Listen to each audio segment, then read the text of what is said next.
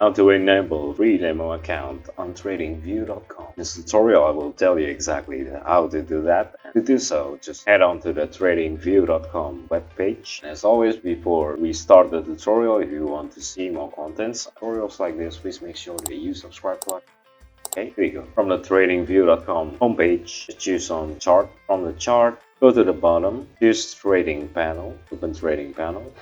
And then to actually create a demo account, all you need to do is just connect to the paper trading platform.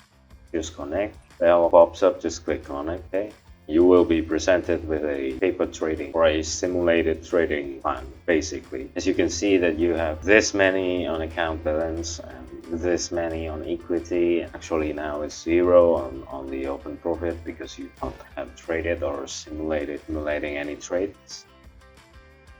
You can reset the paper trading account, you can mission settings, you can choose trading settings, and you can even dig into the tutorial on how to use the paper trading or the simulated trading, okay?